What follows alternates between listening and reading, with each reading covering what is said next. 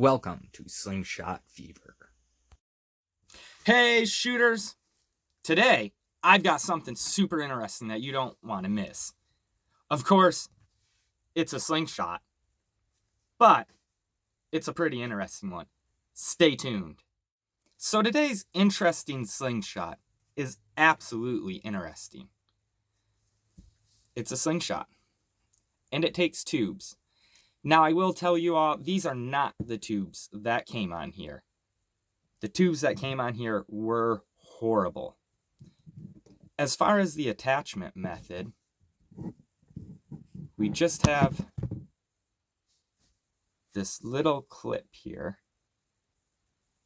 that gets tucked behind the bands, the tubes rather, and the thickness of the tubes thus keep pressure holding the clip in place. Now, how well does it work? It seems to work pretty well as long as you don't use 1632 tubes. Just not thick enough. Let me show you that hole. There's what it looks like. These are 1636 tubes, and they are a hair to the small side for that hole, even folded over. I would think you could do single tubes with a ball bearing stopper in the end, and I think that would work okay. The tubes that came on it and the pouch, not fun at all. I ended up throwing the tubes on a different frame, so they were red tubes. That way the contrast could be seen because I was taking pictures of how to use tubes and single tubes on an Axiom Ocularis for somebody. Now, what's so cool? What's unique about this? The slingshot head's removable. And this is also a knife. But why might you need a slingshot and a knife combo? Well, slingshots are only one shot, so, I mean, that's a kind of disadvantage, I suppose. I'll paint a scenario. 2 words. Zombie apocalypse. Slingshot, 1 shot. Hold still, Mr. Zombie. Oh no, he kept moving and I missed. Oh no, he's gonna eat my brains. Go back to hell, you violent, evil, vile creature of darkness. Ha! Ha! Ha! Case closed. I'm still alive. Wow, am I glad I had a slingshot that was also a knife. Okay, so that might be a little extreme, but you never know. I mean, if you were lost, you could always, carve a spear. You could shoot a squirrel, sharpen a stick to cook it over a fire. I mean, there's definitely some advantages. Now, I'm not saying this is the world's greatest survival knife or anything like that, but definitely a cool little item. How good is the knife? For a $20 Amazon purchase, it is not too shabby. I've got a spiral-bound notebook here. Probably aware this is thin paper. And as you can see, it cuts decent. Could it be sharper? Yes. But that's actually sharper than a lot of knives out of the box. Now, like I said, this is pretty thin paper. It's not rice paper, but it's definitely not construction paper or copy machine paper thickness. And you can see that's a decent cut. Out of the box, a decently sharp knife.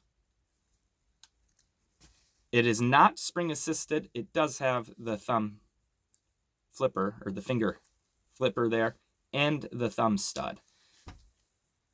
With the thumb, try to keep that in view there for anybody who doesn't know how a thumb stud works. Or you can use the flipper. As far as the slingshot head, as you've seen, it is removable.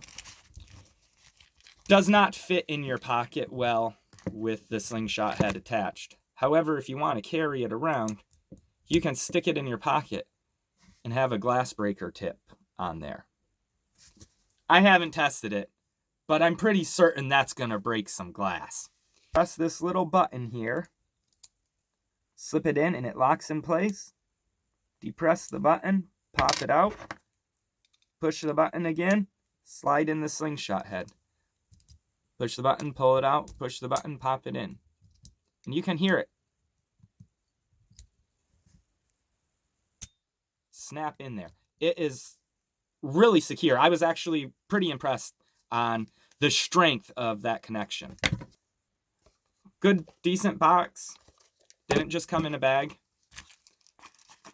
Now the case, it does hold the slingshot head on place, or on it, and it holds it in the sheath in place.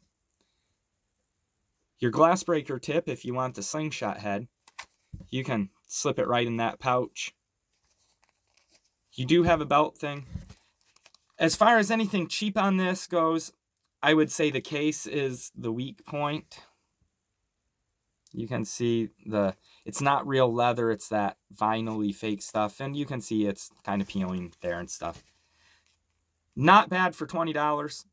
I'll show a picture of the actual item from Amazon. At the time I purchased it, there was black or silver.